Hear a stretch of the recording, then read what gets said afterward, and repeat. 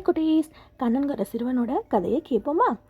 என் பேர் கண்ணன். எங்கள் கிராமத்தில் சிறுவர்கள் எல்லோரும் ரொம்ப சந்தோஷமாக விளையாடிட்டு இருப்போம். நானும் ரொம்ப சந்தோஷமாக இருந்தேன். ஒரு நாள் என்னோடய சந்தோஷம் மாறிடுச்சு. காரணம் என்னோடய அப்பா நிலைமையினால தான். எங்கள் அப்பா ஆற்றுக்கு போய் மீன் பிடிப்பார். ஆனால் இப்போ அவருக்கு உடம்பு சரியில்லாததால் அவர் வீட்லேயே இருக்கார். அவரை பார்த்தா எனக்கு கவலையாக இருக்கும். ஆனாலும் அப்பா, கண்ணா நீ கவலைப்படாத, சீக்கிரமாக சரியாயிடும்னு சொல்லுவார். ஒரு நாள் வீட்டுக்கு வெளியில் நான் சோகமாக உட்காந்துருந்தேன். அப்பாவை சந்தோஷப்படுத்தணும்னு நினச்சேன். ராமன் மாமா வந்து என்னாச்சுன்னு கேட்டார். நான் அவர்கிட்ட மீன் பிடிக்க கற்றுத்தாங்கன்னு கேட்டேன். அவர் சிரிச்சுக்கிட்டே உன்னால் எப்படி முடியும்னு சொன்னார். நான் என்னோடய முயற்சினால் சீக்கிரம் கற்றுக்குவேன்னு சொன்னேன்.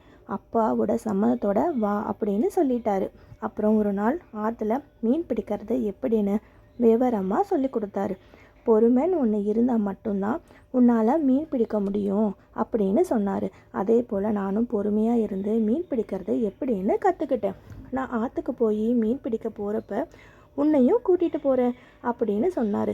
என் கூட வந்தால் தான் உனக்கும் பாதுகாப்பாக இருக்கும், தனியாக போகக்கூடாதுன்னு மாமா என்கிட்ட சிரிச்சுக்கிட்டே சொன்னார். அடுத்த நாள் நான் போட்ட வலையில் எனக்கு ஒரு மீன் கிடச்சிது. ஐ வாவ், மீன் கிடச்சிச்சு அப்படின்னு ரொம்ப சந்தோஷமாக அதை எடுத்துகிட்டு போய் அப்பா கிட்ட கொடுத்தேன். அப்பா ரொம்ப சந்தோஷப்பட்டார். உன்னோட இந்த முயற்சி என் மனசில் பெரிய நம்பிக்கை ஏற்படுத்திடுச்சுன்னு எங்கள் அப்பா என்கிட்ட சொன்னார். புரியுதா குட்டீஸ்?